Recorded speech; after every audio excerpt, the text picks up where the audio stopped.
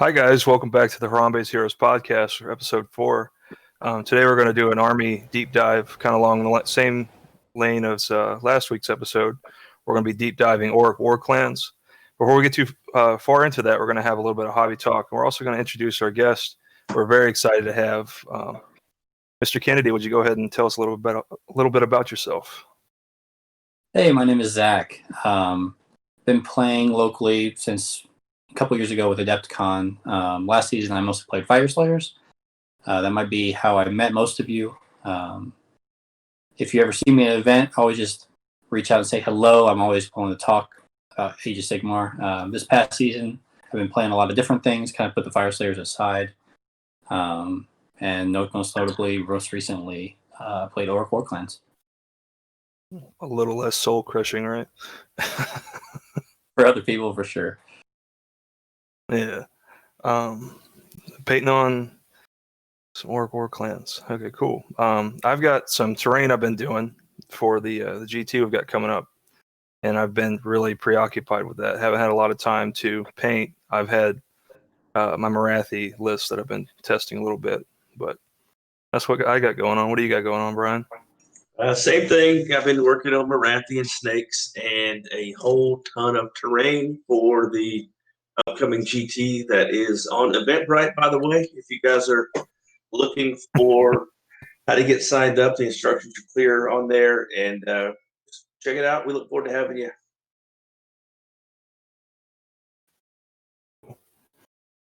So I guess we'll get started and hop right into the Army deep dive. Thing that jumps out to me right away with Warclans is the overall play style is pretty straightforward. It's aggressive control is kind of what I see with it. And what I mean by that is they use their movement and their combat damage to kind of dictate the flow of the game. And I've got kind of the strengths and weaknesses outlined there on the PowerPoint. And I don't know, would you kind of give your opinion on it, Zach? I think you kind of think similarly to me, but I know you've had some experience with the Army. Yeah, so you kind of got everything laid out there. In my opinion, the biggest strengths of Warclans is you can fit lots of wounds on the board that can move really fast and hit hard in combat. There's no access to random mortar wounds, so there's some things you'll bounce off of. But by and large, from the things you'll see, you can get there first and hit hard. So that's kind of the strength of the Army. Cool. I know, Brian, you've played against Warclans a lot. Do we really miss anything? I know that those are pretty predominantly looked at things, but I know that you always find something when you're playing against the Army. What is your experience with it? That's pretty much it. Before, when they had the realm artifacts, the Maw Crush could take your army out in a couple of turns by itself, being when it was ethereal and whatnot. But as of right now, I agree with everything. It's super fast. It's hard enough. Like you said, you don't have access to a whole ton of rend, but I think what I've seen lately with the newer armies is there is a lot more toughness getting introduced to the game than there used to be. And so I think that's kind of the balancer for it. It's a great army, moves fast, and you can really control the whole flow of the game from turn one. Yeah, for sure. That's what I like about it. Yeah, a lot of the Ren's tied to very specific things like Metal Ripper's Claw, and I think the Rogue Idol's another source, but most of it's like -1. So that is one of the drawbacks that comes up a lot when trying to control everything with combat. But cool, we'll hop right into the strengths, and kind of along the same vein, I think speed is the name of the game with the book in general, like Ironjawz, Bonesplittaz, and Big Waagh, but we'll kind of break down Ironjawz first. I've kind of got my opinion on it, but I know Zach's got the experience, like we talked about before. How do all their abilities kind of stack together to make speed such a strength for that army? Okay. Yeah, they got a couple different things that they can do, including teleport. But most notably, in my opinion, the most important rule, in my favorite rule in the whole book, is the Mighty Destroyer's command ability from the Ironjawz battle traits. And what the Mighty Destroyer's command ability lets you do, it has 3 different uses depending on where you are. You use it on the unit, and if you're within 3 of an enemy unit, you immediately fight. If you're between 3 inches and 12 inches, you can charge, which don't ever do that. And if you're more than 12 away, you get to move. So it provides a lot of extra movement because you can move in the hero phase with Mighty Destroyers and move again in the movement phase. And that makes you a lot more fast than you appear on paper. And then on top of that, you can have the situational use of a fight twice, essentially, because you can fight in the hero phase if you need to. And because you have so many wounds on the board and the Maw Crush is so inherently tough, that's going to come up more than you think it is. Right. And then in Ironjawz specifically, in Big Waagh you see it a lot too, but in Ironjawz it's a command ability available to you. So that's one of the things I see is if you have a bunch of command points, you can kind of do it with multiple units instead of just the one that you see in Big Waagh, which can really take people off guard. Yeah, and there's also a battalion and a command trait that lets you do it for free. So you can just stack multiple times. You can move your whole army up. Ironjawz have a lot of ways to get free movement, and another notable thing you can do with it is you can teleport and land outside of 12, what you're trying to get to, and then use it to move after you teleport. So you can get inside at 9 and for an easy charge, depending on the unit. Yeah.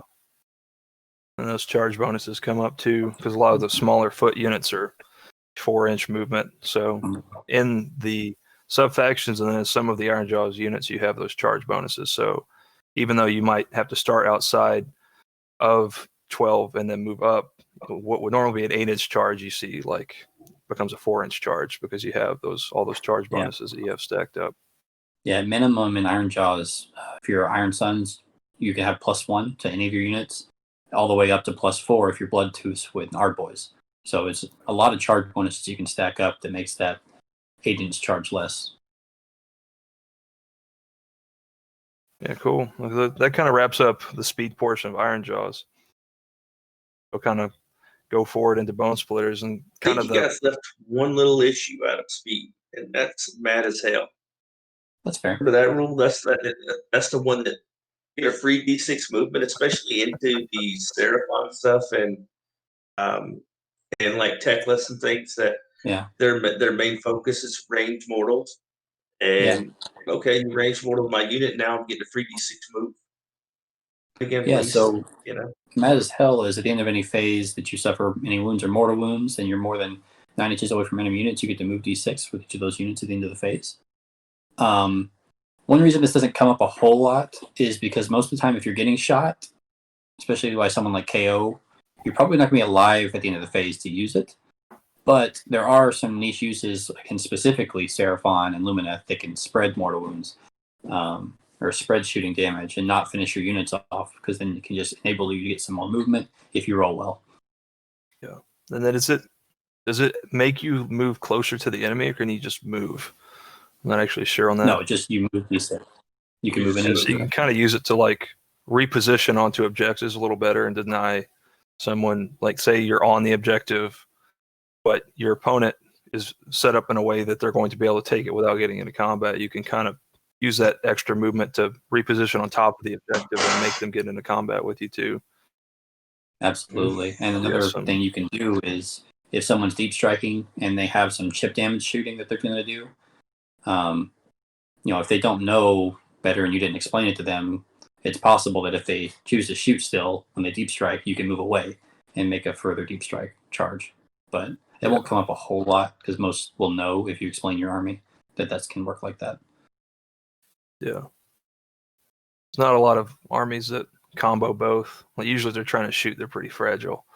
But I guess there's something. There's got to be something in Age of Sigmar, right, that does both.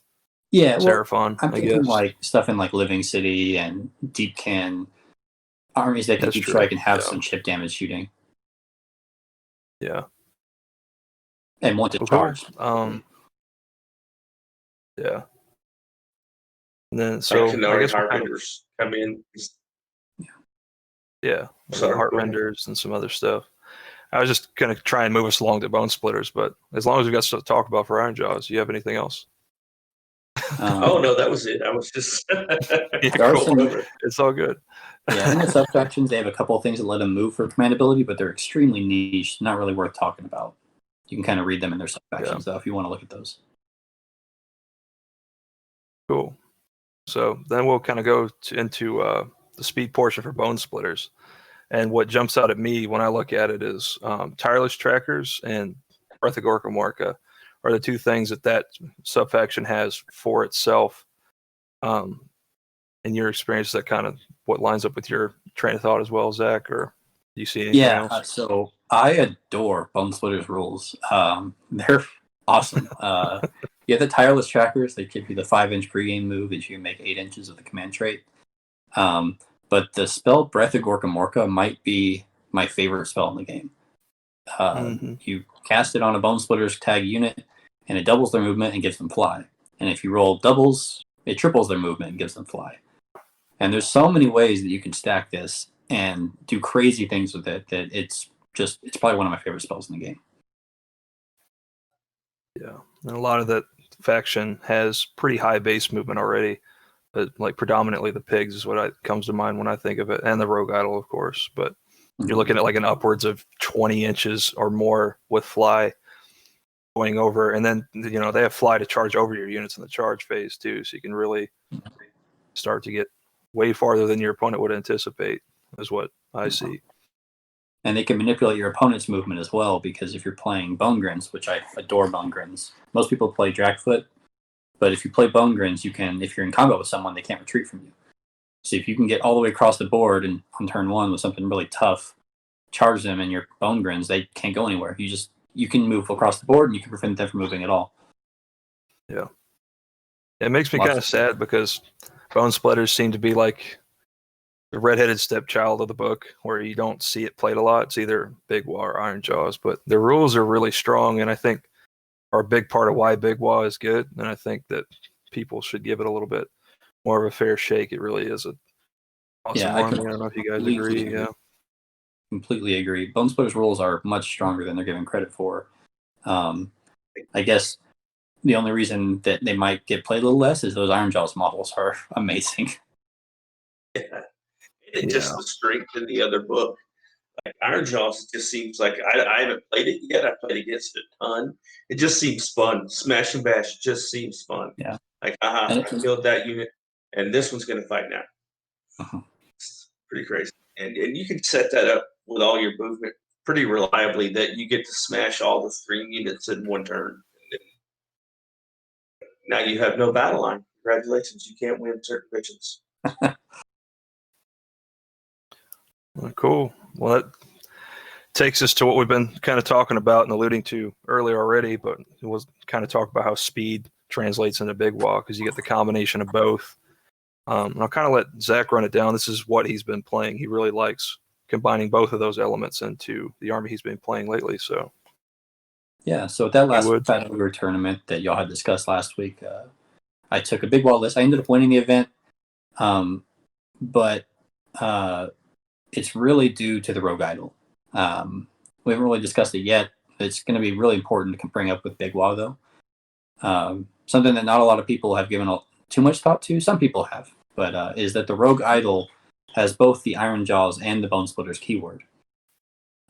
When you play Big Waagh, you could take anything from both armies, but most of the problem is that people initially perceive is that most of their buffs don't go onto each other. So you can't take most Bonesplitters buffs and put them on Ironjawz and vice versa. But when you bring a Rogue Idol, you can take it all and you can stuff it all on that bad boy and just unleash him across the board. So you can, what I was doing every turn, every game was you cast Breath of Gorkamorka, like I said, to double its move and give it fly.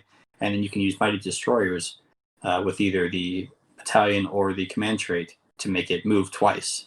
So that thing moves 10, which you double or triple to 20 or 30, and then it does that twice with fly. So you're moving 40 to 60 inches with fly, and it tears stuff up when it gets there. Yeah, surprisingly small base too. Like for a model that you'd think it'd have a giant base, it's really not. It can fit where you wouldn't expect it to. Yeah, especially with fly, it can really, really give people a headache. Yeah. Part of it is because the save bonuses you can give it make it really tough. So it's hard to, you can put it in there and it's not always going to die. In my 3 games at Fat Ogre, it only died in one of them. Yeah. It just pulls a bunch of aggro to one of the flanks is usually where you're hitting with it, right? And so it's really disruptive to their game plan, from what I could see. I haven't actually played against it or with it, but the games that I watch it used in, the Rogue Idol usually winds up being extremely disruptive turn one. Yes. So I don't think you can really talk movement in this book without talking Rogue Idol and Big Waagh, because it's one of the fastest things in the game, and it's, in my opinion, probably the most like practically fast unit, because it's very practical in its use. You want it to be doing that. You're not just stacking it to meme. Yeah, because you can get it right up to the screen with 20 inches of movement, and then in the hero phase, and then you move over. You kind of get to go into whatever you want, especially if people underestimate just how far it can go and leave holes in their back line, which inevitably happens, right? Mm-hmm. Yeah. Or the elite armies that we're seeing a lot more of just don't have the bodies to plug those holes. Yeah. So it's just got to go wherever it wants to. Yeah, or don't even have a screen. screen. Too close. Yeah, it's got a 3-inch range on one of its weapons and 2-inch on the other, so it can hit over a lot of things too. And then the Mighty Destroyers doesn't just work on the Rogue Idol; it works on the Maw Crusher as well. I know Brian's got some experience with it. You want to tell us a little bit about your experience with Maw Crushers and Big Waagh? I actually played a good game, a game this weekend against Big Waagh. The Maw Crusher, it's just so fast. I mean, you can't. It's really, like we talked about, it's really tough to defend against, because even if you, I mean, with me knowing how fast it is and how capable it is, if you don't have bodies to plug holes, that it's going to find one and it's going to tear your. I've literally, when playing Slaves of Darkness, had it kill my entire army in about 2 turns. Between Mighty Destroyers getting to fight again, I think it's a great army. I hate playing against it because it totally disrupts everything that you want to do, because a lot of times they can get down to very low drops, so it's going to have turn order, and it's either going to make you come forward where it can destroy you, or it's just going to go and do it. I'm a big fan of the army. I own some of them. I haven't.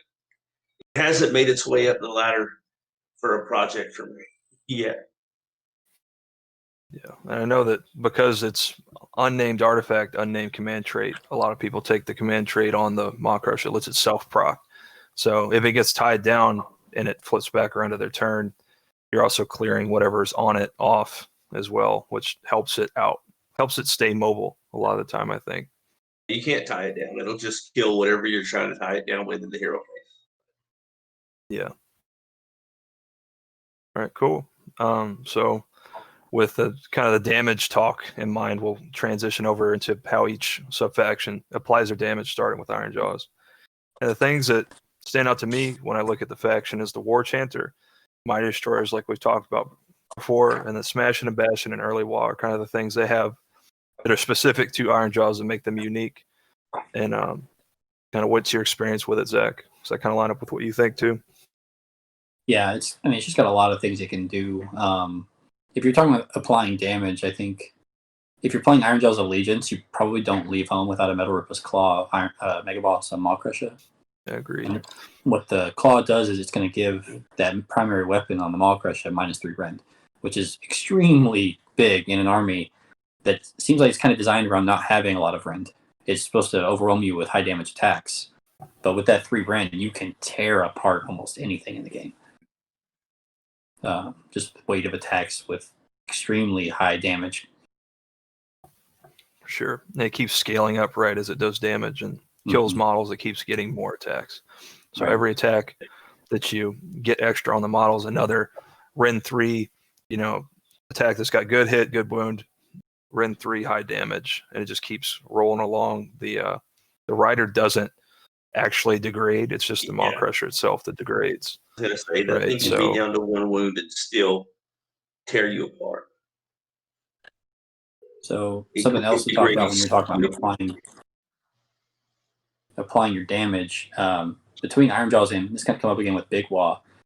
One of the ways in the game to be defensive, there's either there's 3 different ways. You either have a big Feel No Pain like Fire Slayers, you have a high save that's rerollable, maybe like Slaves of Darkness, or you have a lot of minuses to hit. Ironjawz and Big Waagh have a lot of ways to get hit bonuses and even wound bonuses. So they kind of negate that third way of being defensive, which several armies rely on, because you can go into combat with +2, 3 to hit. You're going to be hitting on 2s even with minuses. So they really apply their damage well into that. For sure. It's just more of like the save tank and certain feel no pains. Like they can't overwhelm some of the feel no pain armies in the game. They kind of struggle with Fire Slayers specifically because Fire Slayers beat them in the activation wars. But like with Doc, I've seen like Ironjawz just out damage that 5-up feel no pain. That's how much damage they do. It's pretty crazy to watch. Yeah, like you said, Fire Slayers can swing before they do, and they have a lot of wounds, but they're not specifically tough outside of the wounds. So that can be rough for them sometimes. But they're a high amount of damage if you can't mitigate it. The only thing that can do it super effectively is a high rollable save. Yeah. And then that War Chanter pairs really well with the faction too, because almost everything in the army has at least multiple attacks, if not, like 4, 5, 6 attacks on each profile. So, I mean, 4 or 5 attacks, that's 6 more damage potential, paired with pretty good hit and wound rolls too. So, I mean, I don't think I've seen anyone play Orcs without a War Chanter. Like ever. You have to. What for those that don't know, the War Chanter can pick a unit and add 1 to all the melee damage. So all of their characteristics add 1 to all their damage, which it sounds good and it's even better in practice. Especially when you have a ton of attacks. Like so I was using a 15-man brute unit, which has 4 or 5 attacks a model, depending on if you call a Waagh or not. And they're all double damage essentially, because they're one base. That one ability, which is free off of a War Chanter, just doubles their damage with a ton of attacks. And then you mentioned the Waagh. That's another thing that jumps out to me as well, because Big Waagh, you have to get the points on their allegiance ability table to call the Waagh, and so it just inevitably winds up happening later in the game. But I mean, in Ironjawz, you can call your Waagh turn 1 if you want, and get access to that extra damage right off the bat. Something that jumps out to me.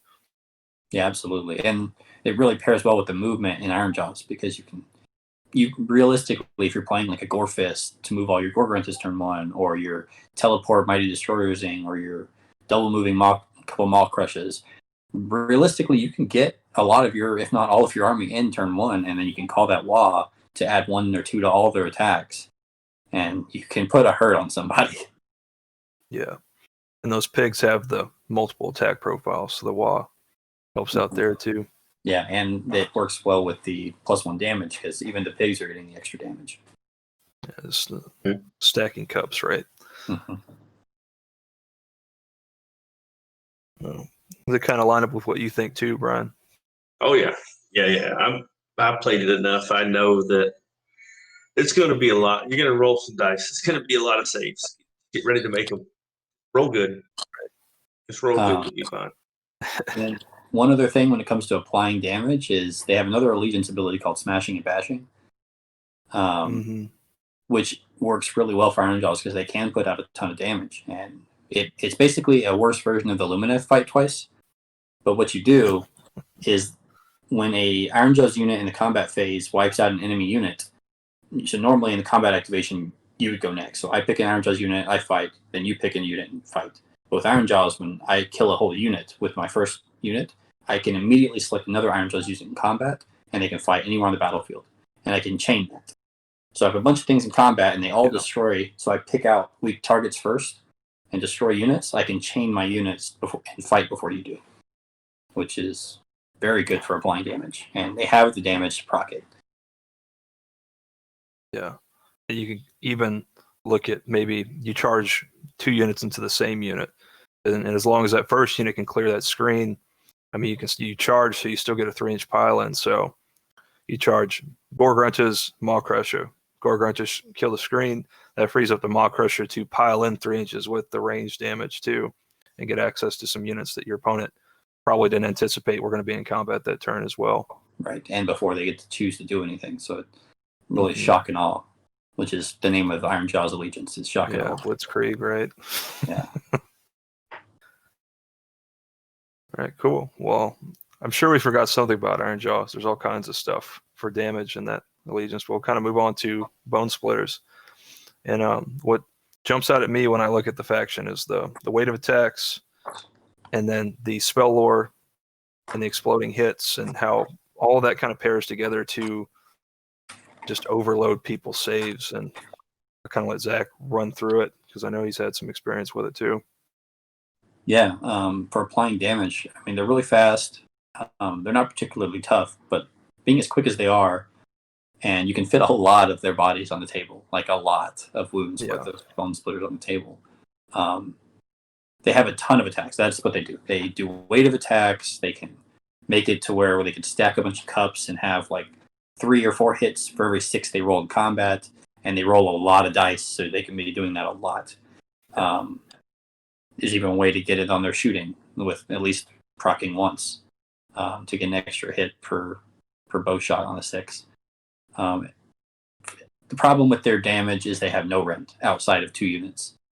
So you really, really struggle in the high save units outside of the Rogue Idol, who has the keyword, and the big stabbers. Yeah. That's really it. And I think a couple of characters have rend too, but you don't want to look at getting damage from characters most of the time. No. The big stabbers the would big be stabbers, man. Oh, They go do a ahead. ton I of was just going to say, they're such a cool model. They're worth fielding the army just to have those things. Yeah. They might be one of my favorite units. They're so cool looking. They're hilarious. Yeah. That's like super unique too, because you have to buy the box of infantry to get them, and they're on like a different base, and now they're a different unit. They used to be in the units, but it's like, so it's so funny to see those things because they're such like a unique thing in the game. They die really fast. Orcs carrying a stick. Yeah, there's a reason for that. If you ever see a big unit of those on the board, you need to kill it. It'll be easy to kill it, but you better kill it before it gets to you. Yeah, because they do big damage, with all the exploding hits, and big damage. And then one of the factions that gets played with it is Dragfoot, because you get that extra efficiency on the back end because you ignore Ethereal and the Feel No Pains of other armies too, which really helps their damage out. In specific matchups, it's more like a medical type army, from what I could tell. And then there are a couple of things to bring up when you're talking about applying damage. They do some extra stuff versus monsters. So one of their allegiance abilities lets them, when they get in combat with a monster at the start of the combat phase, they can pick a buff, and it's add 1 to hit rolls or mortal wounds, or an extra 3 inches on their pylons, so they can do a little bit more into monsters. And several of their units actually do more against monsters, like their archers actually gain a rend if they shoot a monster. Yeah. So you really want to be hunting the monsters first with this army, if possible. Yeah, you just don't see the army a lot, like I mentioned before. And I guess that might be one of the reasons, is because it's got so many specific things that it does. So it's not necessarily well-rounded, but the tools that it does have makes it really good against the things that it's good at killing, which I think is why you see those units in Big Waagh so much.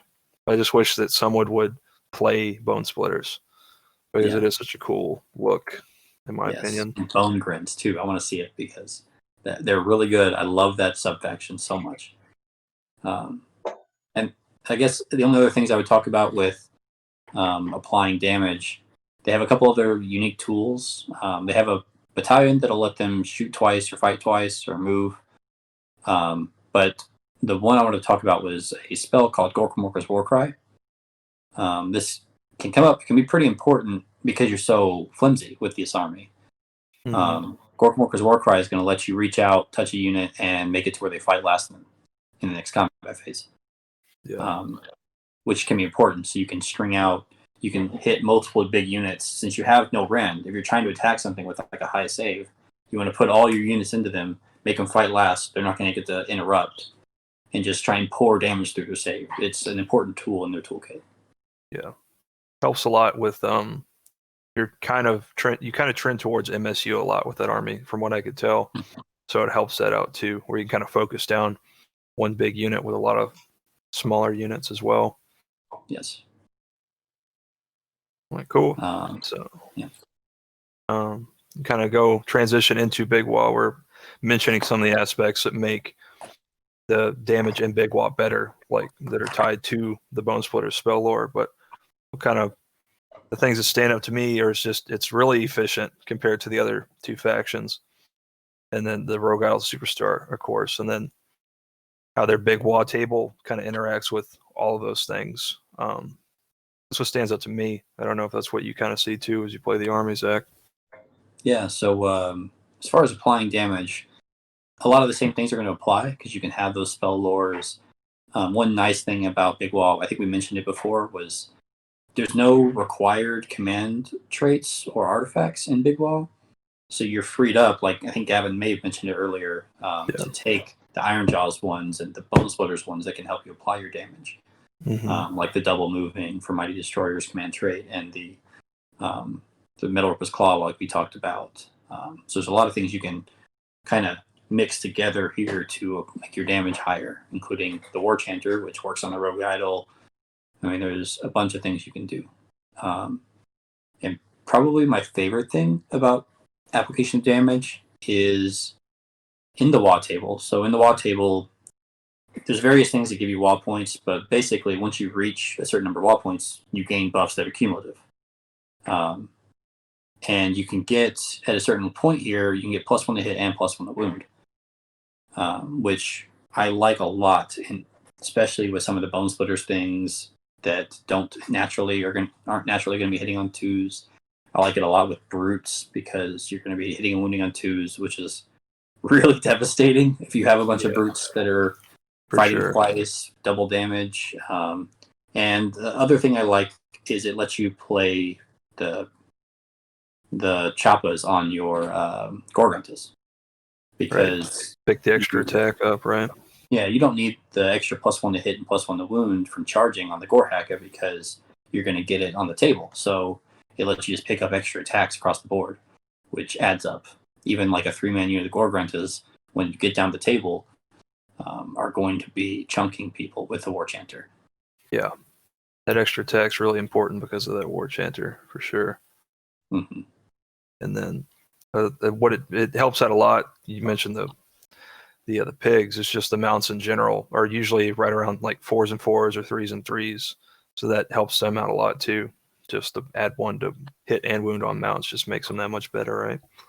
Yeah. So another thing about those mounts, the pigs, they hit harder than some whole army's melee units because they're naturally 4s and 4s, no rend 1 damage, but with the table there's 3s and 3s, and when they charge they also get +1 to hit and wound. So even the mounts themselves are going to be hitting on 2s, wounding on 2s, and have 2 damage with the War Chanter. Yeah. With a bunch. This really is that kind of like that tied army where you're really looking to peak turn 2, 3, 4. As the army goes along, you start to leverage those. Right. Just those extra efficiency gets leveraged more than kind of the other factions are more upfront. Is kind of what the split that I see. Yes, Ironjawz. Right setup.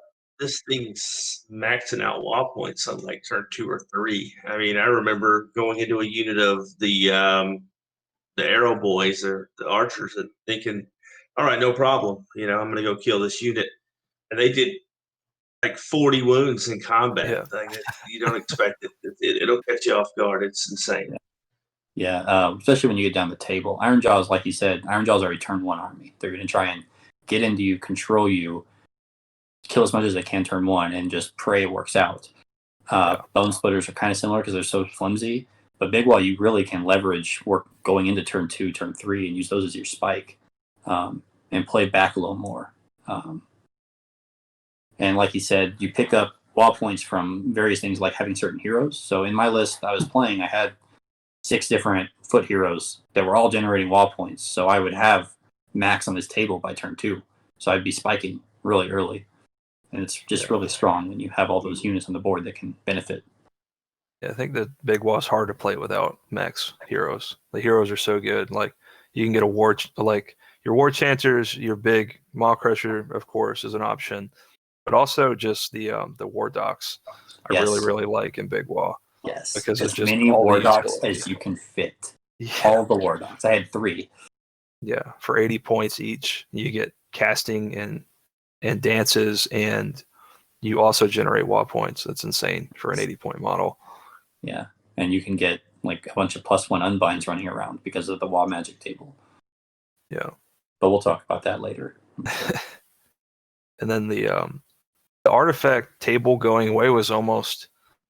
I don't want to call it a blessing in disguise, but it just kind of changed the role of the Maw Crusher. Whereas before, you always saw it with the amulet, right? Mm-hmm. But now you see it with the Metal Ripper's Claw, which changes what it does, and it just turns it into a powerhouse. I think it can't take a hit like the amulet used to be able to let it do, but you do a lot more damage. I think.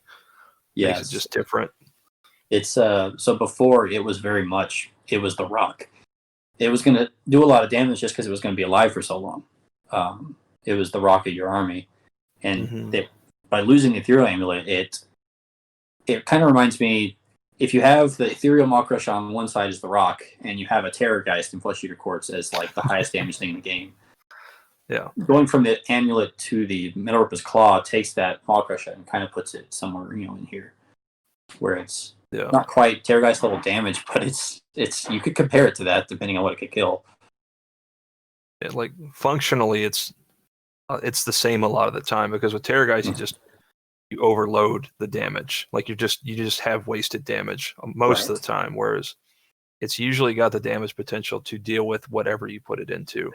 Not always, but most situations, and it's got better application because of that hero phase move, in my opinion.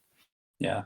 I think now if you're looking for that rock, you're looking for having a couple War Dogs and a Rogue Idol to make that Rogue Idol a 2+ and run around.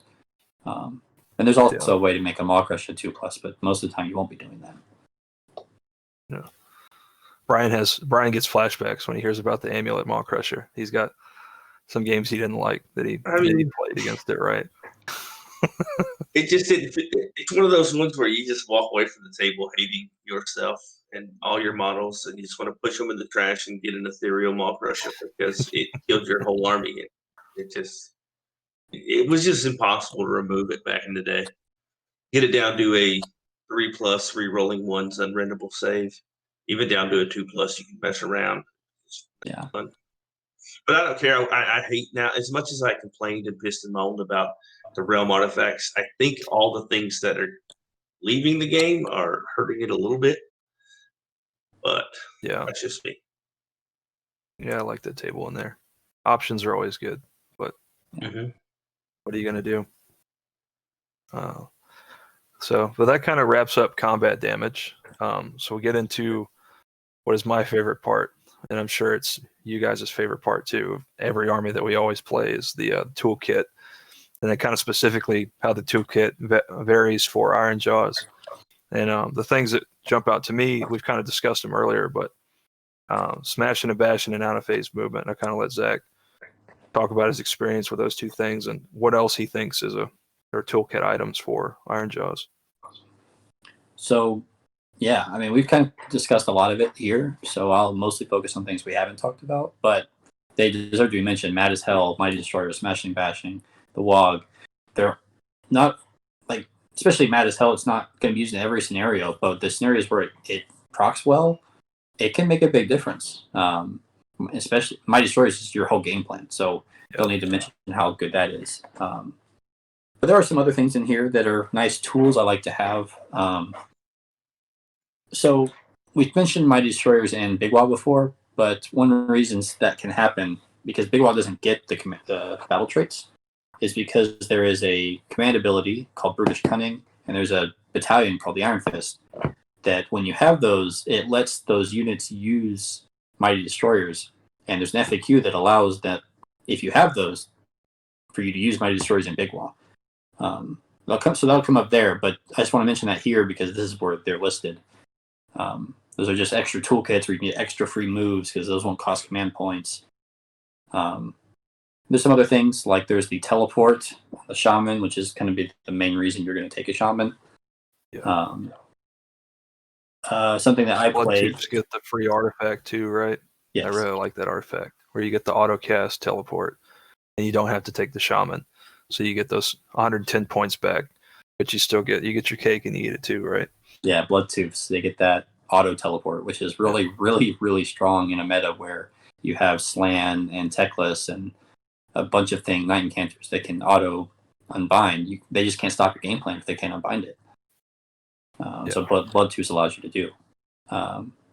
Another thing I like to talk about, because I like Brute so much, one of the Brute unit's biggest failings is their bravery. They have a lot of wounds, but they have only 6 bravery, so they're really susceptible to it, which is a really big problem in this current meta, especially with Lumineth coming in. But there's an artifact called the Golden Tooth that you can take on a Mega Boss, which I took on a Mega Boss on foot, that gives you a Battleshock immunity bubble around that Mega Boss, which Battleshock immunity is really, really strong, especially right now, because of what some of the armies can really punish you if you're not. But I think that's just another thing in their toolkit. You don't have to take it, but if you're playing a big unit of the Brutes, why not? Yeah. It helps because you're wanting to spend all your CP in other places too besides auto passing, even if it's not in a matchup like Lumineth. Like, you don't want to be spending a CP to auto pass Brutes when you could be using that CP to fight your Maw Crusher in the combat phase or move it an additional time. Like, there's just so much better use for CP in the book, and that Battle Shock immunity really helps give you those tools, right? Yeah. Some other toolkits. There's a bunch of really interesting things you can do with their mount traits on their Maw Crushes and their War Beats on their War Chanters. Most of the time, you'll see people play the Meenan mount trait on a Maw Crusher, which is going to add 1 to the Maw Crush's damage, and that stacks with the War Chanter. So it's +2 to its damage, which makes the Maw Crusher 4 damage. Yeah. It's nuts. Don't fail any of those things. On Rin 2, right? So it's like, it is Rin 1. Rin 1. Now the fists, I think the fists are Rin 2, dog. I think I'm right. You could be, but we can check it real quick. You got the book. I don't have the book. Let's see if I'm right. Yeah. No, you're right. They are Rin 2. You got me, dude. Yeah. The character's Rin 1, surprisingly. Right. So that Metal Ripper's Claw helps him out a lot, right? Yes. And then some other interesting things you can do with mount traits if you're going to look beyond that. So Weirden is one that came up more when you had a Ethereal Maw Crusher, because it stacked really well, but it makes it to where anytime you're affected by a spell or endless spell, you roll dice on a 4+, you get to ignore the effects. There's some interesting things that this can do. It can prevent you from getting one shot by Nagash. One thing I like it for is if you play against someone with a Warp Lightning Vortex, like, say, KO, it can prevent your Maw Crusher from becoming a paperweight when it gets surrounded and its fly gets turned off and it can't move. Exactly. Because the space in between the Warp Lightning Vortex models just so happens to be the exact base size of the Maw Crusher, which prevents it from moving away from these because you can't fly anymore. It's a super awesome design. I'm sure they intended it to be that way. I'm sure Games Workshop intended it to be that way, right? Yeah. So the Weirden gives you a tool to use against those, and we're talking about Toolkit, so I thought I'd bring it up. And the other one is Loudon, which once per battle on the start of the combat phase, you can roar, which makes you you make any enemy models within 3 of the Maw Crusher -1 to hit. Which -1 to hit by itself usually isn't super great, but if you are playing Iron Suns, you are also -1 to hit. So when you go in turn 1, you can call this and make the Maw Crusher and any other models, that are within 3. The Maw Crusher is -2 to hit, and anything that those other models are attacking is -2 to hit, which is really strong. Yeah, and you kind of talked about Gore Fist before too, and specifically in Iron Suns, that Gore Fist with those things you just described, I see being like a real viable way to play the game that maybe gets overlooked a little bit. Yeah, a bunch of things that go in turn 1, -2 to hit if you play it smart, and they hit hard. So if you don't screen well, and even if you do screen well, sometimes it's just not going to matter because of smashing and bashing. Some other tools. So the War Chanters, we talked about how they add 1 to your damage. Each War Chanter also gets one of these War Beats from his table. There's only a couple I'll talk about. There's only 3 total, but the 2 I was taking is there's one called Fix and Beat, which can heal an Ironjawz unit or model. Pick an Ironjawz model, and it can heal them on a 4+. It heals D3 wounds. And this is important to bring up because it's not just the big monster. It can heal any of those foot characters. It can heal a brute. It can heal a Gorgrunt. It can heal the Rogue Idol, which is going to be important because when we get there, I think the whole range is multi-wound, right? There's nothing with one wound.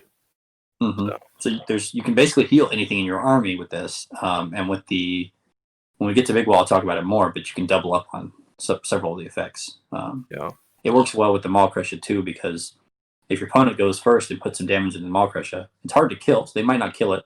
If they don't, you get to heal it, and then it gets to move.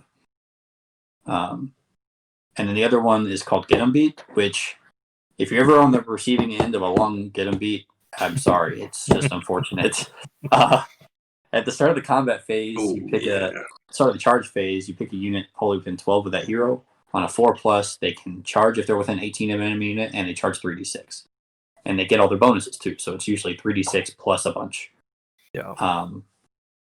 You can fly with brutes or anything, because they all move 4 inches, which doesn't seem like a lot, but when you're double moving, pre-game moving, charging 18 inches with like 3d6 plus 4, you can go a lot faster, and this is another tool that can help them achieve that. It's just a little bit of variability with the 4+, but when it goes off, it feels really good, right? Yeah, it's not something you can count on, but if you get it off, it's really, really good, and it lets you set up long shot plays where, some situations you'll get in where you're like, maybe I'm out of this, but this is just another tool. You can be like, hey, but if this happens, I win. And, make good. It's on models you won already. Yeah, and that plays better into your brutes, right? Because when that happens, usually your Maw Crusher or your Rogue Idol are going to be so far down the table, it can't get applied to them, right? So it's going to be something to help those brutes get in earlier. Like you said, they move a little slower, whatever. When they're that 3d6 charge, help them get in where the other stuff's already there. Yeah. And it helps you not expose them so early too. Like you don't have to feel like you have to get in your enemy's engage range with brutes, which normally you would have to with the 4-inch move. But you can play aggressive with your bigger pieces and kind of sit with brutes. You sit on objectives, and then you can get aggressive later in the game if you need to, right? Absolutely. Some other things, battalion-wise, we talked about how Iron Fist gives you the extra use of Mighty Destroyers. We talked about how Gore Fist lets your pigs all move pre-game. There's one other one that I'm not a huge fan of, but I've seen a lot of people use it, is the one for the Ardboys that lets you resurrect Ardboys. I don't know if either of you have looked into that and have anything to say about it. But. So people really liked it, but I think it got FAQ'd to where the regenerating units are always 5-mans now. That kind of ended the talk on it. There was talk of taking 5-mans and turning them into 10-mans, but then they got FAQ'd because it's an obvious rules oversight, right? Right. And then the only other things I have to say are on just a couple rules in the subfactions. We talked about Iron Suns and the -1 to hit. They have a really fun-looking command ability. If you ever get to use it, use it to start at the end of the enemy charge phase, and you get to charge. So if you're within 12 of an enemy unit at the end of the enemy charge phase, you can use this command ability. You get to charge with it. Iron Sun's hero, which would be your Maw Crusher. Yeah. This is really, really, really good because for multiple reasons, obviously. You can use it to move on to objectives that your opponent was trying to steal. You can use it to go into a unit to stop their pilot onto something else. And what I really like it for is you can use it because the Mighty Destroyers rule lets you fight in your hero phase. This lets you get in combat before your hero phase. So you can get in combat at the end of the enemy charge phase. If they don't kill you, which they probably won't because they weren't anticipating you being there, in your turn, you're going to get to fight twice in a Maw Crusher, which is devastating. Yeah, and you keep that thing rolling too. Because every combat phase you do damage, you get the attack and the wound, right? Yes. So it's just keep that thing going. Cool. So big toolkit for Ironjawz. That the whole book has a lot of really interesting tools. We'll kind of get into the Bonesplittaz ones, and the ones that jump out to me are the spell lore, the Warp Paint, just the Bone Grins faction as a whole, and the something that I don't see gets played, but I think should, is the Meg Battalion. but I'll kind of let Zach run it all down. I know he's given a lot of thought. So yeah, we talked about bone grins. We talked about how you can't retreat from them, but they also have a rule to where enemy units that are within 12 at the start of their charge phase have to charge their units. So if you run something really tough like a rogue idol or something I'll talk about in a second, all the way across the board, get in combat, they can't retreat from you, and if other units around can't get away, they have to charge in. They don't have a choice. So you can just lock down a whole side of the board, or make your opponent move away from it, which is really strong. Yeah. For sure. Let's see here. What else we got going on? They also have a Waagh. So we talked about the Waagh before. So there's another way to stack up damage. I'll let Gavin talk a little bit more about the spell lore since he mentioned it, if he wants to. Yeah, the spell lore, you have, breath, and that helps the movement out a lot. And then Orkamorka's War Cry, like you mentioned before, knocks stuff to the end of combat phase for their activation, which is huge. You have Brutal and both Brutal and Cunning Beast Spirits are awesome because of the extra efficiency you get on the back end of those units with the hit bonuses and the save bonuses. They both help the Rogue Idol more than anything else. Surprise, surprise. And then they've got some damaging spells that are real short ranged that you don't see a lot, but I think could have some play if they were used. They just lose priority to those other spells because they're so strong, in my experience at least. Yeah. Another thing with the Brutal Beast Spirits is it's the only way to give the archers a +1 to hit in the whole book. So if you can cast that on the archers who have a ton of shots, you can give them a +1 to that, which is a huge increase in efficiency for them. And then especially for those monster units where you're already getting the hit bonus for just it being a monster, and then you get the extra and so on and so forth, right? Yeah. And these exploding hits from the spell. So you can really make those archers chunk people. So some other things, as far as the artifacts, I only mentioned 2. There's several interesting ones to look at, but my favorites are the glowing tattoos, which normally the whole army has a war paint save, which is a 6-up feel no pain. The glowing tattoos you put on a hero, and they get to make their feel no pain a 4+ instead of a 6+. So you have a little Hearthguard hero running around doing stuff, which your opponent can't retreat from, and your opponent must charge. And I'll talk about that a little bit more in a second because it's going to get a little funnier. But there's a wizard one as well that me and Gavin both like, called the Mystic Waagh Paint. At the start of your hero phase, you get to roll on their spell lore table, which we kind of mentioned how almost every spell in the spell lore table is really good. It might be one of the most well-rounded ones in the game, like among them at least. Yeah, agreed. But you roll on the spell lore, and the bear gets to attempt to cast that spell in your hero phase. And it does not prevent you from casting it an additional time in that phase if you have it naturally on a hero. So you just get a free spell cast of one of these spells, and you can double up if you want to. So you can get +2 to save, or double move 2 units, or make 2 things fight last, or get a bunch of things you can do. Like, I don't want to go too far into it, but yeah, it's really useful.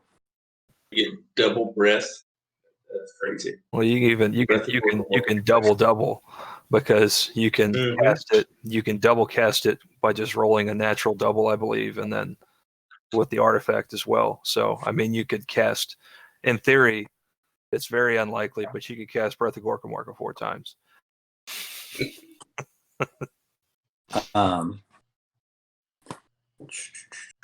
And then, so I'll go back to that glowing tattoos, that 4-up hero film of pain.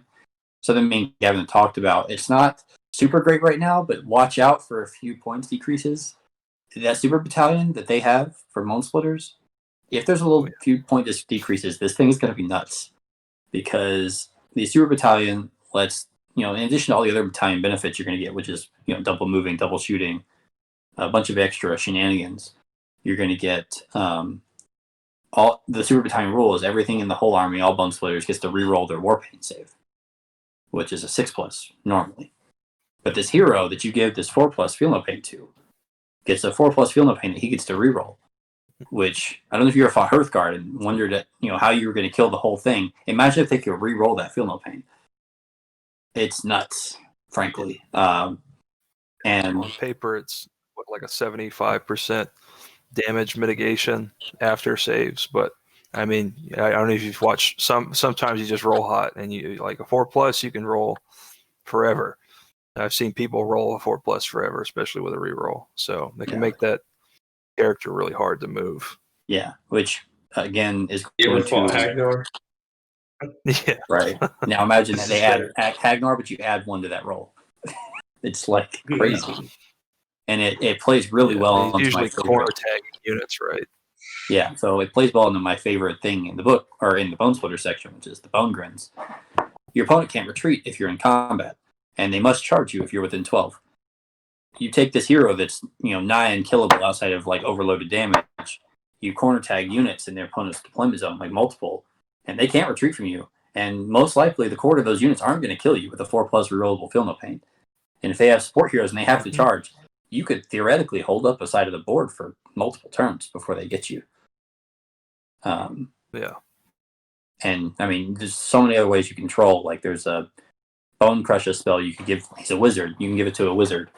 Throw him in there. The Bone Crusher spell is you pick an enemy unit and do mortal wounds. If they're within a certain range, it's like D6 mortal wounds. If they're within 6 inches. So if you're in there every turn, they can't get away from you because they can't retreat. They have to charge you. You're within 6 automatically. You get D6 mortal wounds every turn. There's just some funny things you could do with it. So right now it's not super great because there's not enough bodies in the Super Battalion. But just be warned, that thing goes down. It's nuts. Yeah, and get all the way across the board too with the breath. So I mean, the character's moving 24 inches at minimum if the spell goes off. So really good application too. Yeah. So I mean, the toolkits in here are some of my favorites. That's why I like Bonesplittaz so much. They don't quite have the stats. The book dropped, but they're good. Oh, I'm sorry. Go ahead. Go ahead. No, I was just going to say, I think when the book dropped, we all kind of saw how strong it was. I mean, it came about that time when Cities of Sigmar dropped and all that. It was clearly the strongest book to come out in a little while. And then, shortly after, OBR kind of trumped it when it dropped and people forgot about it, but it didn't lose 1 ounce of potency. It still will tear you up. Yeah, I think Disciples and OBR. And then KO all came out around the same time and kind of took the heat off the book a little bit. But it's still really good. Still tons of combos. Yeah, I mean, it definitely was really strong when you had an amulet. I think it's still really strong right now, but I actually kind of like where it's at balance-wise. I don't know how about you guys, but that's kind of how I feel about it. Yeah, it's really fun list building. So many tools that all seem about equally valuable and important. So it's fun to pick and choose little different combinations of things because they all feel like they're about as good as each other. So it's fun to list build, in my experience. Agreed.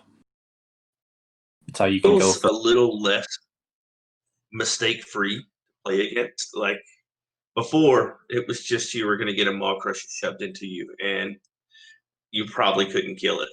Now you can make some bad choices with that Maw Crusher, and it'll be dead on turn 1. I mean, so it does feel a little less mistake-free, which goes towards balancing it out, which is good. But there was a minute there where if that Maw Crusher got to you, pretty much you're losing a half of your army before you can get it off. Yeah. Yeah, definitely. It's anything that has better counterplay is good, which, I mean, that's an argument for taking away the amulet from it. But, it's just a little half dozen of this, half a dozen of the other. Yeah. Cool. Then we'll kind of get onto the toolkit that Big Waagh has available. A lot of the things we've already mentioned because it has access to both those rule sets. There's going to be some overlap here, which is a lot of the strength of Big Waagh is that you get the toolkit of both of those armies in like a subsidized way. You don't get the full access, but you do get a lot of the important things. And the things that jump out to me is just how valuable the Rogue Idol is, like we've mentioned before, with those tools. And then the Big Waagh table is a quirk that they have, and then the not being locked into command traits and artifacts gives them even more access to all those tools that we were talking about. I'll kind of let Zach talk about some of the combinations he's came up with as far as all this stuff together. Yeah. So we kind of mentioned it before, but the big reason I work with Big Waagh mostly, and I feel like a lot of people kind of gravitate towards Big Waagh because it's got a good rule set. Yeah. But the reason I like Big Waagh personally is the freedom it gives you in your list building, and the flexibility the set of rules has.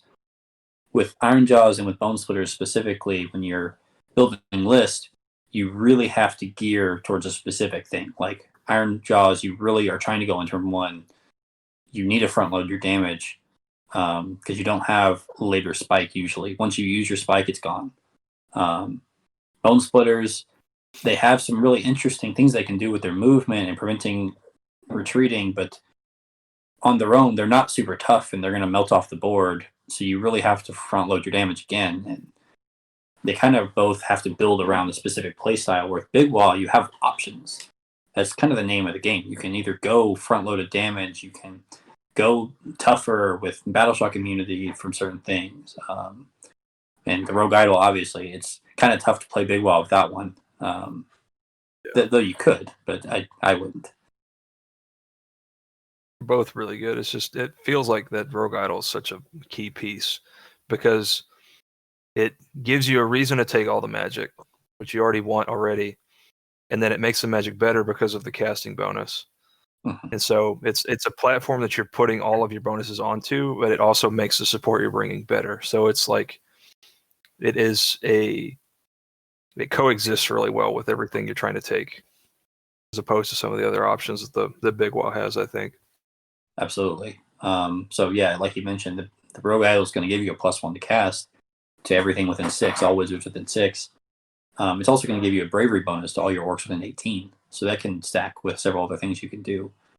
Yeah. But a big thing with the +1 to cast is they have a rule called the Waagh magic rule. When you get to, I believe it is 6 Waagh points, which is, you're going to get that turn 1 most likely if you built your list right. The Waagh magic rule is going to let you spend D3. When you go to cast a spell with one of your wizards, you can spend D3 Waagh points to gain a +1 bonus to that cast. Or unbind. You can do that with an unbind as well. Or you can spend D6 to get +2. So you can have these wizards, like, I really need Breath of Gorkamorka this turn because Rogue Idol has to go there. I'm spending D6. I'm going to have +3 to cast between the Rogue Idol and Waagh magic. It casts on a 6, so as long as everyone don't roll snake eyes, it's off. And you can reliably camp outside of your opponent's unbind range, which is something that gets overlooked because the Rogue Idol can move so far. It can start outside of unbind range and get well within unbind range easily. Except Seraphon, because Seraphon's balanced. Yes, but believe me, you'd rather have a +3 casting the Seraphon than just the +1 or none. Because if you don't have any pluses to cast into Seraphon, you're probably not casting what you need to. Yeah. Not reliably. Not for something like that you want to count on turn 1. Mm-hmm. Yeah. And then you're mentioning the bravery before we get too far away from it. I think it's really important to have bonuses to bravery in the meta because there are a lot of abilities that are completely unrelated to battle shock that will mess with your unit efficiency based on your bravery statistic and outside of battle shock phase. So there's things that'll lock you down based on your bravery. There's things that'll kill you off the board based on your bravery.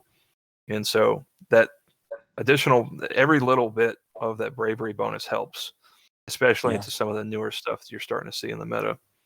Yeah, absolutely. And you can reliably go into bigger units in Big Waagh because of some of the bonuses you can stack. And with Rogue Idol, having 10, 20 plus models, Ard Boys have the banner which gives them +2. There's a Bonesplitters trait and a Bonesplitters artifact that gives +1 or 2 bravery each. There's a bunch of ways to get really high bravery in this book. And one thing that's important for the Rogue Idol is it starts with 10 bravery, which is the only thing in the book that does. I think maybe Gordrak does. I haven't looked in a while. But okay. But so he received his own buff. So the Rogue Idol's bravery 11. So things like Lumineth, Crypt Flayers, they're not doing what they need to do into him. Yeah, Mind Razor. It's not going to work on a Rogue Idol. Yeah. For sure. It's just, I don't know, I just feel like Rogue Idol's essential.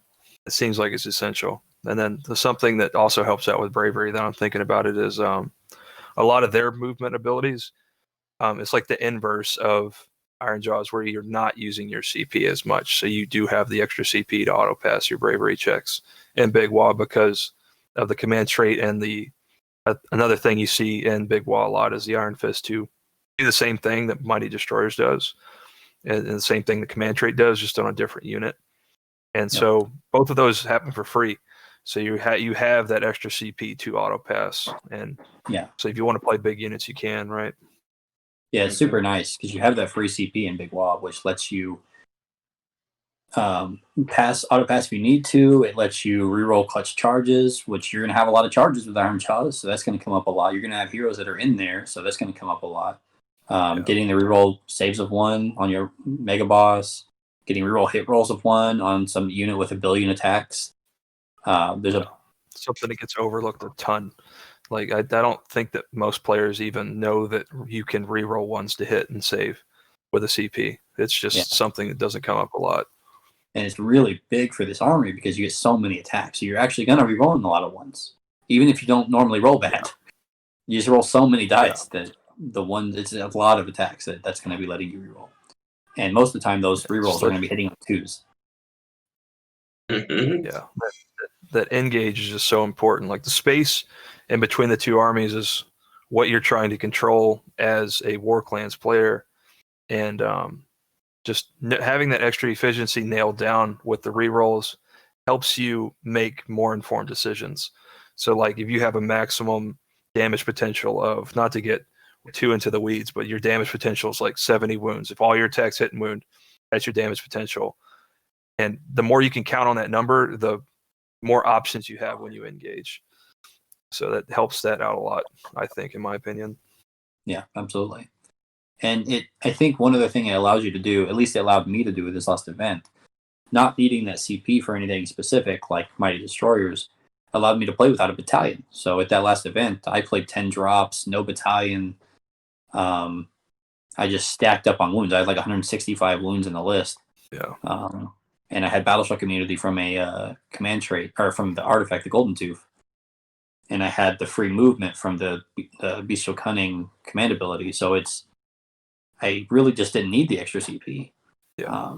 And it just let me stack into the wounds. And if my philosophy was, I'm not going to be able to go first, but hopefully I have enough wounds on the board that if you go first, I can get my position correctly. I can still play. It makes making that decision scarier, because if you go really low model count, like you see, sometimes you'll see the Rogue Idol and the Maw Crusher be played together, but then that drops your wounds to like closer to 100 than 160, and it makes taking first turn against an army a little more safe. Right. Whereas if you take first turn against 170 wounds, you do 60 wounds of damage. If you get double turned by 100 wounds of Ironjawz models, that you're usually going to die. Like, not always, but they have a lot of damage on those 100 wounds. So yeah, it's tough. And you don't have to. One thing about Big Waagh is, I mean, I don't know why you wouldn't like the Maw Crusher, but if you don't, or if you don't want to play one, you can play well without a Maw Crusher in Big Waagh, because there's so many options. You have the Rogue Idol to fill that role. Another thing that came up, I was talking to my buddy Ryan. He brought up something about the Rogue Idol. So with Lumineth, when you play against them, their Sire command ability, which you pick an enemy hero within 6. Y'all talked about it last week, and that hero can't fight. The Rogue Idol's not a hero, so he's going to go in. Sire can't turn him off, and he's going to kill what he wants to. Also can't be Slayer Kings, some other stuff that affects heroes specifically that will bypass too. Mm-hmm. And he's going to apply for those missions that get extra behemoth scoring. He's hard to kill, so he's going to be doing that. Because there's ways, you've got the War Chanter healing. We talked about the War Doc can also heal him. And then you can get +2 to save between one of the. Let's actually talk about the War Doc, because it's such an important part of Big Waagh. Yeah, agreed. This is an 80-point character who's a priest and a wizard, which is, I think, unique in the game. I don't think there's another one off the top of my head. Yeah, priest wizard. But he, I think it's weird because they don't have any prayers, right? I don't know Well, why I guess there's a lot of stuff that's keyworded now, right? yeah, so it has priest and wizard keyword. I think because of the dances, its dances work like prayers. So they probably gave it priest because of that, I assume. That's true. But at the start of your hero phase, this model can perform one of the following dances. So it's just like a prayer, like with Daughters of Cain or Fire Slayers. And you roll dice. On a 3+, one of these things happen. You can heal a Bonesplittaz unit, D3 wounds, which can be any of those foot heroes. It can be the Rogue Idol, so you can double up on your healing. You pick a Bonesplittaz unit within range and you add one to its save rolls, which is going to stack with the Cunning Beast Spirit spell, so you can add 2 to the Rogue Idol or any of those Bonesplittaz units saves to make them tougher than they look. And then the third one is you add 1 to casting, dispelling, and unbinding. So if you don't have anything else to do with these War Dogs you take, they can all just give themselves extra bonuses, which is going to stack with the Rogue Idol, which is going to stack with Waagh Magic. And you're going to have tons of big bonuses to cast, big bonuses to unbind, if you play it correctly. And lots of stacking. It's a super fun army to play. Yes, I love cup stacking armies like Slaves of Darkness. I've been playing a lot of that. This is another one of those armies that's a lot of cup stacking. That +1 save spell and prayer on the Rogue Idol takes a 2+ save. And it's just a CP to give it reroll 1s, or Mystic Shield, and they can all cast Mystic Shield because they're wizards. And they have the Rogue Idol innately has a 5+ Feel No Pain. Yeah. Which is crazy. I don't understand why it does, but it does. It's really good. Before they got rid of the old rule in the GHB, you used to get that 6+ Feel No Pain in Big Waagh at a certain number of Waagh points. So you had a 5+, 6+ Feel No Pain on the thing too, and it's hitting on 2s, wounding on 2s. Like in Big Waagh, it gets pretty insane. And when it charges, it naturally rerolls 1 to hit. Yeah. So you're gonna be hitting on 2s in Big Waagh across the board, wounding on 2s. You're gonna be rolling 1s to hit. It's gonna be a 2+ save, rolling 1s. It's gonna have a 5+ Feel No Pain. It's nuts. And I mean, the War Dog really enables that. The War Dog, I think, makes anything you take Bonesplittaz, the War Dog makes it go. Because he's going to be casting your spells. He's going to be giving these buffs the dances. There's a reason I played 3 of them, and I only had the only thing they could buff was my Archers and Rogue Idol. The rest of my list was Ironjawz. I still took 3 War Dogs because of how much utility they had. Even once, Go ahead. I was going to say, even once the Rogue Idol and Archers were dead, they were still running around having like +2 to unbind between the dance and the Waagh points. And generating Waagh points. Yes, and generating Waagh points, which is important. Yeah. I think you could make those like 100 points each and they'd still be well worth it. Absolutely. Like 80 points, it might be one of the best bargains in the game, like hero-wise. Crazy for 80 I points. can't And think they get of a much stuff spell that war. competes with it. Yeah. They're nuts. As far as utility, one other thing I wanted to talk about, I wanted to mention at some point, this is a good spot to do it, is the War God Prophet. I really like the War God Prophet. Not only is it a great model, this thing can do some crazy stuff against hordes. It generates extra CP, which is good, but not what you're really taking it for. It also has another -1 hit in combat itself, which is good, but not what you're taking it for. Its spell, it's casting value 5. You pick an enemy unit within 24, not wholly within, so it's long range. And you roll a number of dice equal to the number of models. For every 6, it's a mortal wound. But if your casting rolls a 10+, it's for every 4+, it's a mortal wound. Oh. So if you cast it into a big unit of 30 or 60 models, you're rolling 30 or 60 dice. You cast high enough, it's every 4+ is a mortal wound. It kills like half the unit. Mm-hmm. With all these casting bonuses we talked about, you're getting +1 from the Rogue Idol. You can get +2 from the Waagh Magic table. You can get +1 from the War Dog.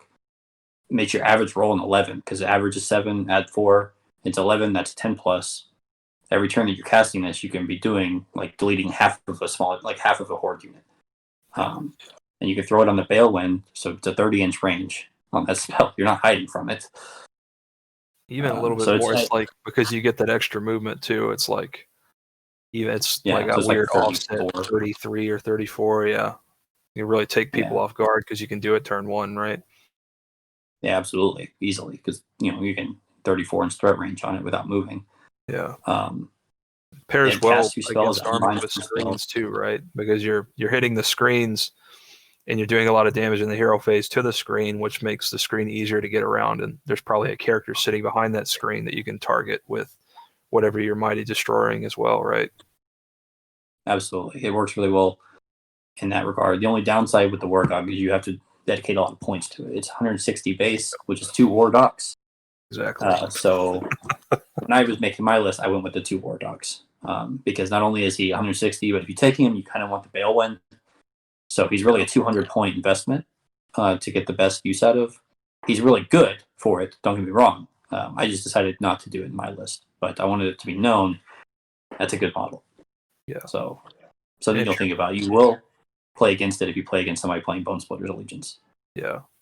And it also kind of fights you for stuff you want to take elsewhere too. Like if you're taking him, you want to take the command trait that gives him extra bonuses, and then there's artifacts that you probably want to put on him too. So it really is like a splitting point. You either go with one of the mega bosses or you go with the Wargog, I think, in list design. I think that's the spot it fills, I think. Yeah. Absolutely. But yeah, I mean, I'll talk about the only range damage in this army. So you have some shooting off of the Maulcrusher. The only range damage you really can count on, which you really can't, is still very variable, is the archers from the arrow boys from Bonesplittaz. Yeah. They just roll a ton of dice, so you can weight of attack stuff down. And they're like the Dennis Rodman unit. Like they get in front of your important shit and then do a little bit of chip damage. That's what I see them doing a lot of the time. They're there to die, born to die, right? I had a 20 block in my army, and I only had it there. Whatever damage I got out of it was bonus. It's absurdly like efficient for wounds, because the 20 block is 40 wounds and it's 240 points, which is the same wound efficiency as Skinks. Which is it's a nuts wounds efficiency. It's like 6 points per wound or something. Yeah, right? It's 6 points of wound, which is like among the best like wounds efficiency in the game. And so you can cover a large area. You can protect your important stuff. And then when you're 15 or more models in that unit, you also get an extra shot each. So it's three shots a model at 18-inch range that you can make hit on a 4s, have a rend against monsters. You can make it explode on 6s with a spell. So there's actually utility in it beyond just the wounds. Cool. I just thought to bring that up because it's one of the only sources of range damage in this book, which could be another sticking point. Yeah, for sure. We've both been talking a lot. You got anything to add, Brian? We've kind of been just taking control of the conversation. I know you got to have something, right? I mean, no, it's the same thing. I'm looking. It's funny. As soon as Zach flips to something, I was already like on Savage Arrow Boys and what you can do with the utility from them. Like a robot, right? Mm-hmm. It's everything. But well, that's why we've got him on here. He knows stuff well. So, I mean, he was really humble reason. at the beginning. But I'll do it for him. I think that Zach is probably the best player in the area. If I had to pick one based on all the things that I think are valuable, and I think he's proven it in GTs. He's 9-1 in GTs. He won a GT and he went 4-1 at the other, and was like a dice roll away from being in the final there. So I think his track record kind of speaks for himself. And and that's all the sack rub you get from me. I figured I'd get that out of the way, right? Okay. I mean, he's one of the few players in the area that I've never beat. We've gotten close. I think we've had a couple of draws lately, but I've never been able to just crack that egg. I'm going to get him eventually. I mean, there was several new people on that list that I couldn't beat. I'll get him eventually. You should have beat me that last time I played Aussie Arcs with you, but you got cocky and thought you won. Yeah, I did. It was over for me. I was already packing up. Literally Mace Windu, dude. Don't kill me. I'm so weak. Shoots you off the side of the building. Just when you thought you had him. But I mean, we've talked about the strengths for quite a while, so I figure we'll talk about the weaknesses of the book too. Kind of the stuff that hops out at me when I look at weaknesses is bravery, toughness, like we've been talking about. lack of mortals and reliance on combat damage, which we've also kind of talked about too. The big one that I see that we haven't really discussed is all the conditional movement that we've been talking about a lot is tied to the support heroes, which if you can remove those support heroes, which there are a lot of things in the game that do that now, you can really cripple the army. And then, if they bounce, they die. Like if their damage doesn't go through, they're not Hearthguard. They're not tough enough to stand and take damage if they don't kill whatever they're charging into.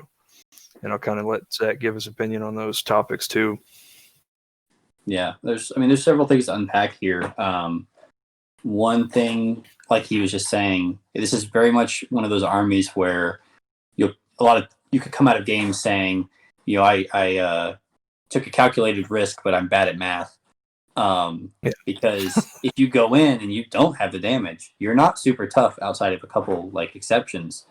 So you could die, and if you die a lot, you have low bravery outside of a couple exceptions. So you kind of fall apart pretty quick. And like he said, you can either build into big units, which lowers your Maw Crusher and your Rogue Idol together, which lowers your body count, which is a weakness in itself. Or you can go into the smaller heroes, like I did with my list, which is really weak to sniping of the heroes, because those support heroes like the War Dogs have a 6+ save. And only a 6 up Feel No Pain if you get there in the Waagh table or if you play Bonesplitters.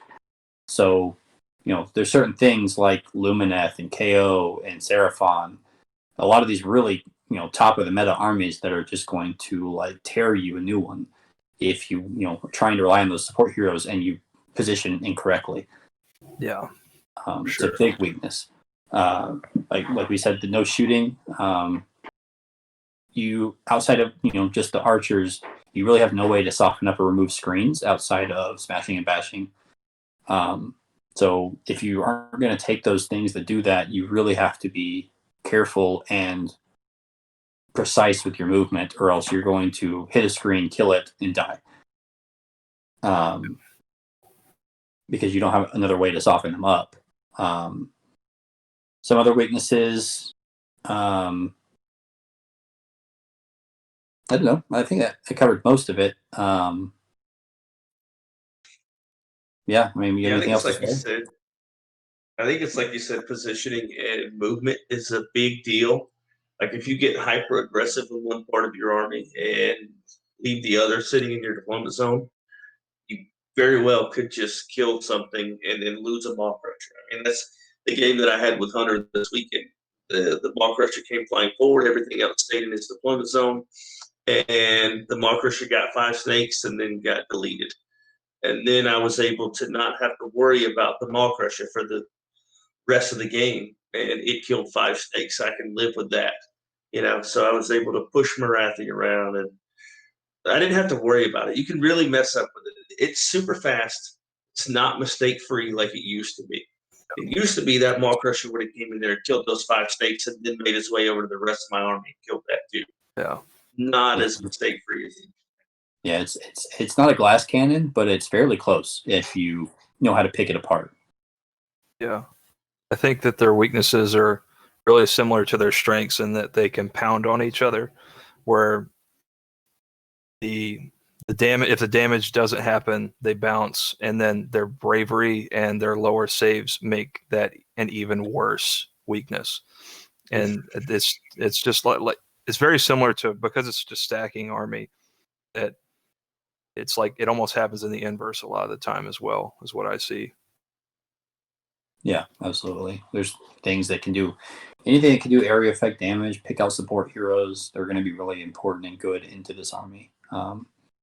If you're going to play this army, especially in that way, like that Big Waagh way, you have to be precise. You're going to get punished for mistakes with those support heroes, those big units. If you could move them outside your bravery bubbles, your immunities. It's very much a double-edged sword. Yes, you're fast, but your speed is going to mean you can outrun your stuff, your support, and you can outrun, and you can forget to protect because you've gone too far. Overextending is a big pitfall with this army for some people. Yeah. But I think with, like you said, with proper application, you can, because you get to control the engage in most matchups, you can you can leverage your strengths much better with this army because you control the engage. So as long as you have the knowledge necessary of your opponent's army, more specifically, you just know how to peel your opponent's army apart, you can really make that happen without a lot of pushback. Whereas if you push it into the wrong part of your opponent's army, like all the things you've been describing will happen, where your army just kind of fall apart. Yeah, absolutely. So this army, kind of from a list building and gameplay design perspective, follows a lot of the things me and Gavin look for and Bryan look for in strong, good armies that you can leverage as a top tier player. You want to be finding things that their weaknesses are things you can cover with correct movement and anticipation and knowledge. Yeah. It's really fast, and it can be hit hard as well. It can, it's on the receiving end of being hit hard. So as long as you know what your opponent does, you know what to target, you know where to move, you know where not to move. A good player can get a lot out of this army that someone who is, I would say more casual or just not thinking as hard will not get that much. It's not even like a negative. It's just more of like a reality type statement. It's not even a negative thing. Like, no one says you have to put as much thought into the game as we do. It's probably unhealthy how much we think about this game, right? Yes, that's fair. And it can also be a ton of fun because it is a stacking army, so you can soup something up and shoot it across the board and see what happens. So that makes it a lot of fun too, I think. Mm-hmm. Funny how we end up on like Marathi. We end up on, Zach with this Slaves to Darkness. They all do similar things. You just buff something up and launch it. There's a reason that all three of us play Slaves to Darkness, and all these people online have been saying that army is trash for so long, and we've just been laughing in the corner. Like, you just don't know what you're doing. You control the engage. You control the game. Yes. Like, and it doesn't happen across the board with those armies. Like, there are holes in those armies that can be exploited. But if you control the engage, you control the game, which translates favorably to winning, in my opinion. Absolutely. Push the tempo up to the point where you're playing my game. We're not playing yours anymore. Well, just controlling the tempo too. Like, it's not always push. Like, you can throttle way back because you control the space in the middle of the armies, right? Yeah. So, I mean, Bryan can attest. Bryan, how do you feel about getting smashed up in your deployment zone and being stuck there for however many times we've played? It happens. I end up fighting my way out, but it's always too late. It's just a turn too late. Yeah. This is a tempo army, and in my opinion, tempo armies are some of the most fun armies to play in the game and some of the strongest. Yeah, I have a big weakness for the things I want to play don't usually fit into battalions. So my opponent's always getting to choose the turn, and against Zach here lately, he's always been able to do that. Both of our armies want to do the exact same thing. He just has less drops and can do it first. Yeah, you should have played me with this list about Warclans. You brought that up about Warclans. I think that is one of the major flaws of the army is that you can't really reliably get down to really low drop unless you're playing Bonesplitters in the Super Battalion. So you're giving away a lot of that decision making and deployment to your opponent, and if they know how to leverage that, they can create problems for you in the pregame.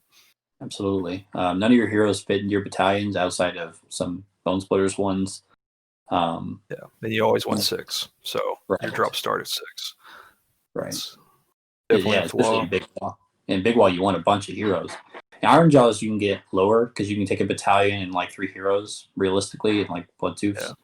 Or a battalion and 4 still heroes. Like medium, 5. I think 5 is as low as I've been able to comfortably get to in Ironjawz. Yeah. If you're trying to be competitive, you're probably gonna be starting at 4. You're gonna compromise one of your heroes. So if you're probably gonna be starting at 5.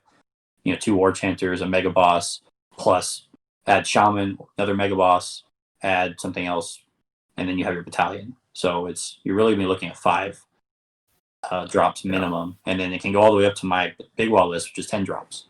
So generally, you're not going to be against those top tier armies like KO, Seraphon. Well, Seraphon you might be choosing because they have low drops too, or high drops, but a lot of times they can stack up so much trash in front of their army that it doesn't matter how many drops they have. A lot of the time, like Seraphon, you get your free 40 skinks because the points, how the points are right now, it feels like you always get 40 free skinks, and that should be going in front of your army, which just prevents a lot of damage. Yeah, absolutely.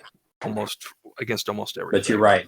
Drops is a weakness, and it's one of the reasons I went to 10 drops with my list of Fat Ogre was when I was looking at taking a battalion, I could either take, 6, or it would have been 7, 8 drops because I had the Rogue Idol, I had the units for the battalion, I had 6 heroes. So I could have gotten down to like 7 drops of battalion and been at like 130 wounds. But I might as well take more bodies and be lower drops. Just give up and then play, and then count on your efficiency pulling you through, and then turn 2, 3, 4. Right. So I take the Battleshock immunity. I take the extra bodies to screen because I need to count on being able to go second and still play. Which I mean, it's not the answer always because Ironjawz you might still go for the 5 drops, but it's an option that you have with this army. Maybe a way to help leverage that weakness, but it is still definably a weakness. Yeah, same thing with that list that I'm running right now. It's 8 drops, but I get it to 1, but then I wouldn't be playing the things I want to play. So I'm just gonna have to be done. Just see what it gets you. You really do need to get that battalion to get you a lot, because a lot of the time the unit composition for any battalion is not going to be perfect. You're always going to have like 1 or 2 junk units that aren't necessarily junk units, but they're not the units that you want. So you're dealing with that issue. And then you're dealing with the points that it carves off your list. And so the benefits of an extra artifact and an extra CP and the lower drops need to outweigh the deficiencies that it puts into your army. And it doesn't always happen in this book, from what I could tell. Yeah, I mean, if you're playing a Maw Crusher Mega Boss, most of the time you're probably going to want a battalion because those Maw Crusher artifacts are extremely valuable. And those CP can be good with them if you're playing Ironjawz Allegiance. But if you choose like me to not play one in the list, it's not as important because those other heroes, they don't need to fight. So like in my list, the only artifact I took was the Battleshock immunity because I was just relying on my units. But I mean, definitely Iron Fist is one of the strongest battalions in the book, and it's got a lot of play in every allegiance in the book, obviously besides Bonesplittaz, but there's definitely play for it. Yeah, it's one of the strongest battalion abilities in the game that I can think of. It just, the compositions suck. It doesn't get you low enough drops, but the ability by itself is almost worth it to play. And it takes all your battle line, which is nice if you want to play out 3 Ironjawz battle line. But again, no heroes in it makes it to where you're not going to be low drops with it still. Yeah. Cool. There's not much else I can think of. I'm sure we missed something, but there's just a lot to unpack in this book. So excellent book. It's one of my favorite books to list build with because of all the options like you were talking about before. Just got a lot of variety. I really wish that the template, I wish this was the template for books. It seems like there are some books that have come out recently. They're a little bit more one track, whereas this book is something you can take in any direction that you want. And I really, really enjoy that about it. Yeah. Agreed. This is the most fun I've had list building since the Slaves of Darkness book, which because, how the Slaves of Darkness work and how they can go into 5 armies, it's really hard to beat that as far as fun list building. But this book is definitely up there with that. Like the opposite of the Cities book, where it has the illusion of choice. Right. Yeah. I really like what they did with this book. Cities frustrates me. There's a billion different keywords that don't work together. Yeah. Pretend. Maybe alluding to a future topic, right? Well, the next one we'll discuss with Mr. Zach here is an even more convoluted topic, and that's all the Slaves of Darkness options that you get in list building. Whereas this one was already pretty complicated. I imagine that's going to be probably the most complicated thing you can try to unpack in the game. Yeah, because you got to unpack all like 5 books. Yeah. But it's super fun. It's the most. There's a reason I played it for almost a year this past year, until the end of the year when I kind of veered off. But there's so much to unpack with it. You can do so much in the book. But regardless, Warclans is similar to that. Yeah, I think we both played it in multiple different ways. I played Ravagers one time. I played Wrath of the Everchosen a couple of times. I played Slaves of Darkness inside Khorne a few tournaments. I think we played. There was we played it in Megakin. I think Megakin, one of us Khorne. played it in Hedonites, and then one of us played it. I played it in Tzeentch for a really long time while I had Sail. Yeah, and I did a couple test games with it in Khorne. Bryan has been playing the Reaper's Archaeon, which is a really strong build still.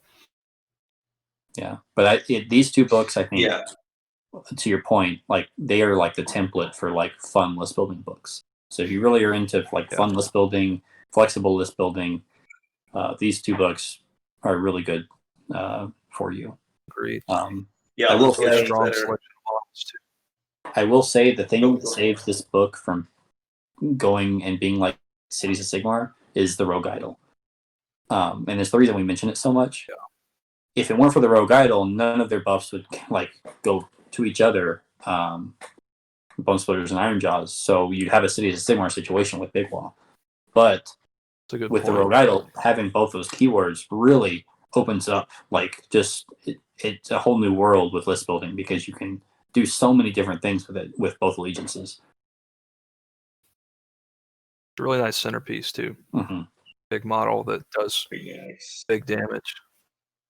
Yeah, and if you're ever a nice way to build an army, just models by. Yeah, I think Gavin, you've been there, and I'm there.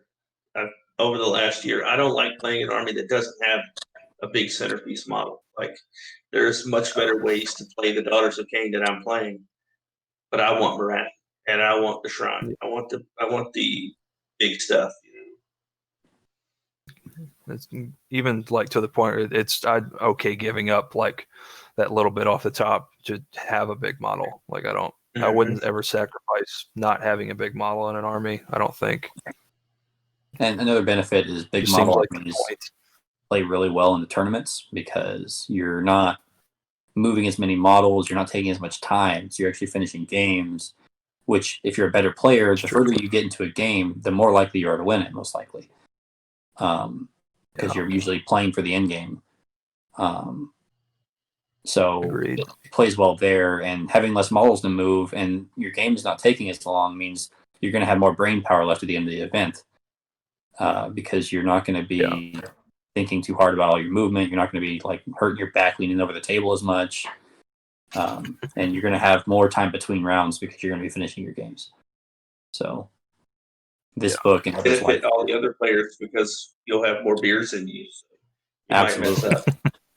Might mess up. But that's part of the fun, right? Yeah, for sure. But speaking of big events, there hasn't been one in a while, but we're going to talk about ours again because we're just going to keep talking about it till it happens.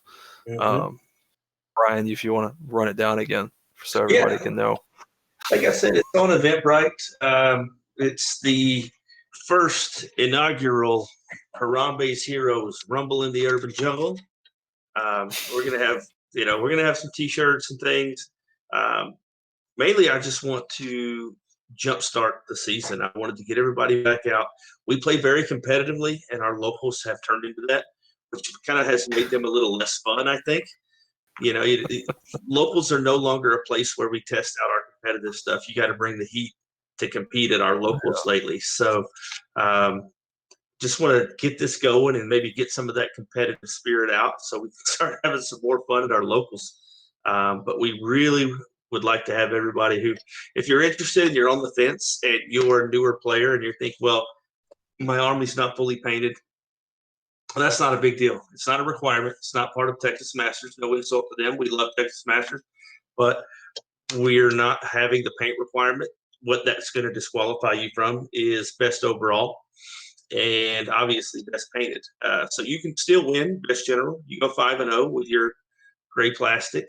We would really, like to see painted armies because that's a big part of why we all go there. But I don't want to gatekeep anybody from this event. Newer players come out, get a taste of the GT. It's a smaller event.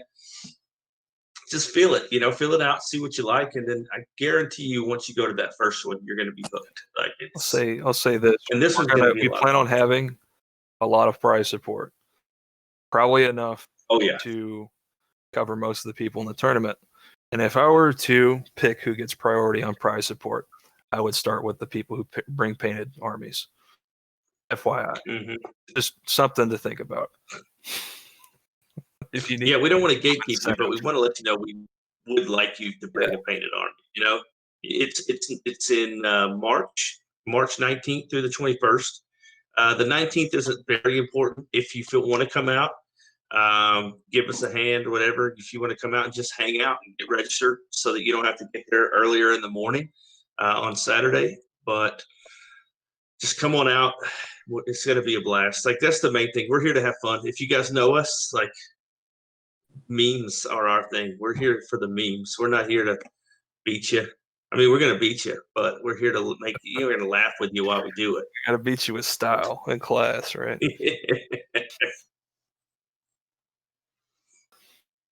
All right, cool. Yeah, I think you covered most of the stuff about the tournament. We're going to have the information and the links to the video in the future to make it even easier for you guys. Thank you guys for coming on. It means a lot to me to have you guys come on and talk every day. And then thank you guys for listening as well. And yeah, man, stay safe, have fun, all the good stuff.